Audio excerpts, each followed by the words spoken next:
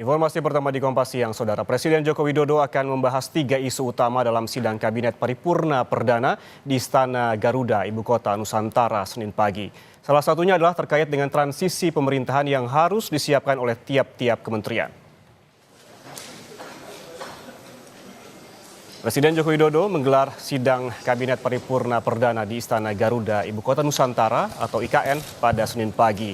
Ada 3 isu utama yang akan disampaikan Presiden di dalam sidang, mulai dari pembangunan IKN, Purchasing Manager Index, hingga transisi pemerintahan yang harus disiapkan oleh setiap kementerian.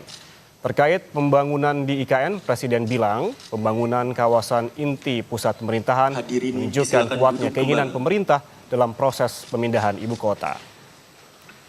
Bapak Presiden, Bapak Wakil Presiden yang kami hormati. Pertama kita akan menjelaskan kembali mengenai IKN, yang kedua yang berkaitan dengan PMI, Purchasing Manager Index, yang ketiga masalah lain-lain yang memang untuk keberlanjutan ini apa, transisi ini apa yang harus disiapkan oleh semua kementerian. Itu aja. Informasi terkini, Saudara, kita segera bergabung dengan jurnalis Kompas TV, ada Dipo Nurbahagia dan juga Mas Nir Rahmawati di IKN Kalimantan Timur. Terlebih dahulu kita menuju ke Dipo yang berada di ruang sidang paripurna. Dipo, selamat siang. Ini bagaimana jalannya sidang paripurna perdana di IKN hari ini?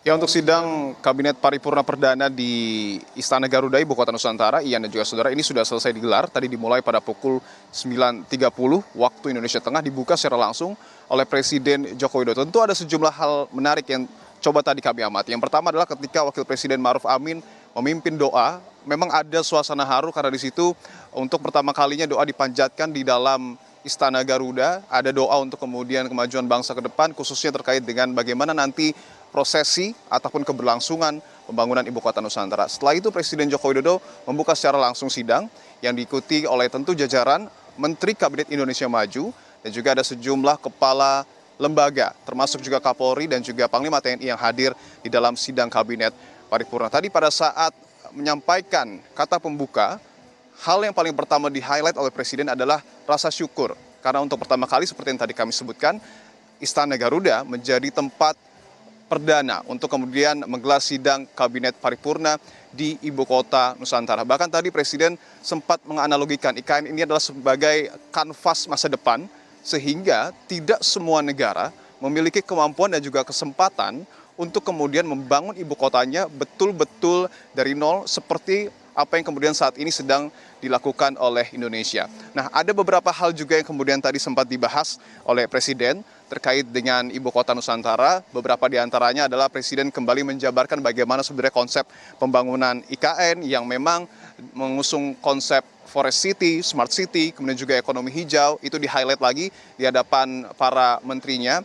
Kemudian ada juga yang menarik, Presiden tadi menyebutkan bahwa pemindahan ibu kota negara ini tidak hanya pemindahan fisik, tetapi juga pemindahan pola pikir serta mindset. Ini yang kemudian cukup menarik, tadi kami sempat dengarkan apa yang kemudian tadi disampaikan oleh Presiden Joko Widodo. Nah, ada juga penjabaran soal manfaat pemindahan ibu kota negara yang juga tadi dibahas oleh Presiden. Yang pertama adalah tentu pemerataan pertumbuhan ekonomi. Tadi Presiden bilang bahwa diharapkan dengan dipindahkannya ibu kota ke Kalimantan Timur ini dapat merangsang pertumbuhan ekonomi di Kalimantan Timur, khususnya untuk wilayah Balikpapan dan juga Penajam Pasir Utara. Karena 58% GDP ini berpusat di Jawa. Kemudian juga terkait dengan pemerataan populasi. Presiden juga kembali menegaskan bahwa 56% populasi kita ini berada di Pulau Jawa. Sehingga pemerataan populasi ini juga menurut Presiden penting untuk kemudian dilakukan. Nah, ada juga tadi update dari Presiden soal investor ataupun nilai investasi yang kemudian saat ini di luar APBN sudah menyentuh angka 56,2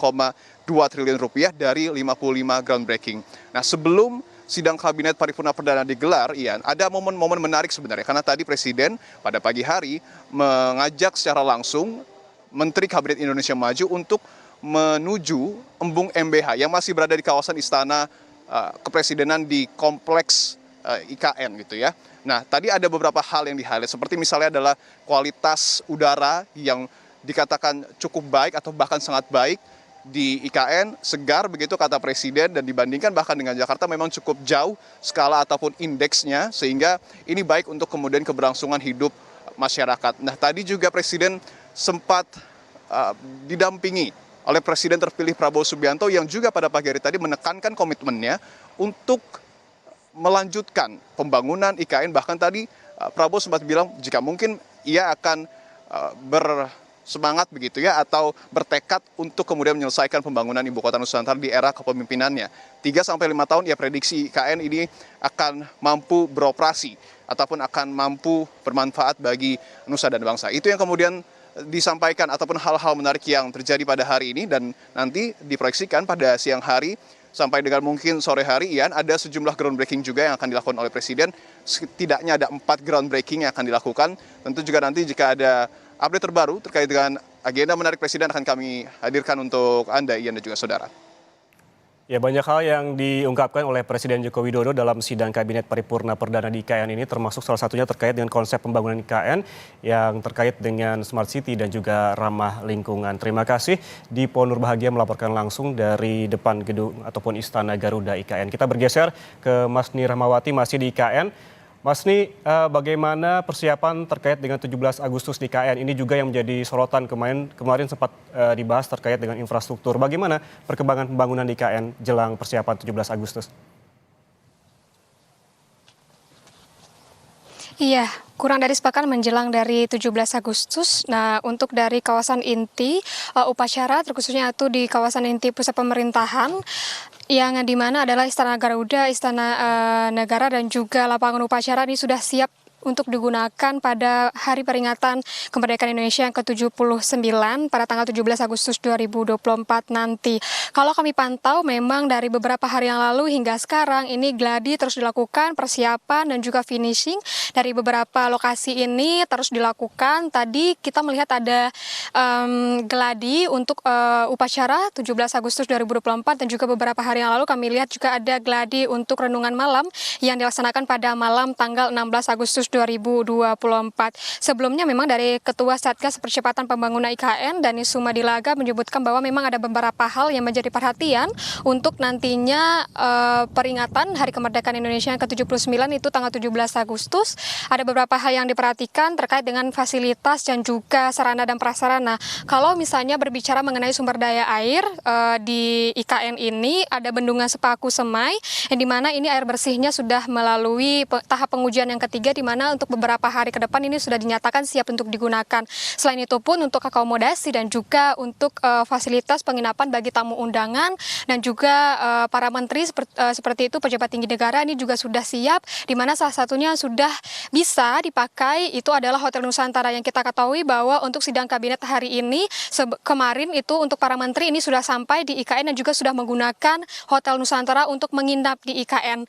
Dan kalau kita melihat lagi bagaimana untuk akses jalan, untuk dari akses jalan yang ke IKN itu ada akses tol fungsional, di mana itu ada tol 3A, 3B, 5A, dan di mana ini digunakan untuk jalur VVIP yang nantinya akan mengikuti upacara 17 Agustus 2024. Dari Kemensesnek juga menyiapkan ada tram otonom, ada bus yang juga digunakan untuk membawa tamu-tamu undangan, petugas upacara, dan juga nanti masyarakat yang ingin mengikuti upacara 17-an di IKN ini. Selain itu untuk dari aksesnya yang saya sebutkan tadi, ada akses untuk jalan utama yaitu dari Sumbu Barat dan juga Sumbu Timur, di Sumbu Barat dan juga Sumbu Timur IKN, dan untuk kawasan gedung kantor hunian ASN dan juga Sumbu Kebangsaan ini juga sudah siap. Dan kalau kita dapatkan informasi memang ada yang namanya Plaza Seremoni, yang ini dimaksudkan bisa digunakan untuk masyarakat umum yang ingin menonton dan juga mengikuti upacara 17 Agustus ini. Kapasitasnya ada 8.000 orang, dan dimungkinkan ini digunakan juga untuk nantinya masyarakat umum ingin mengikuti upacara pada tanggal 17 Agustus. Kan juga disebutkan bahwa untuk batch 1 atau tahap 1 pembangunan ini sudah di atas 95% dan juga sudah siap digunakan untuk upacara 17 Agustus nanti. Dan saat ini kita masih melihat gladi ya juga finishing di beberapa spot, terkhususnya di kawasan inti upacara, di Istana Garuda, Istana Negara, dan juga di lapangan upacara. Ian. Ya, sejumlah gladi telah dilakukan dan juga sejumlah persiapan termasuk sarana dan prasarana juga siap jelang perayaan 17 Agustus di IKN. Terima kasih Mas Ni Rahmawati melaporkan langsung dari kawasan inti IKN dan sebelumnya ada di Ponur Bahagia dari depan Istana Garuda IKN. Terima kasih rekan-rekan, selamat bertugas kembali.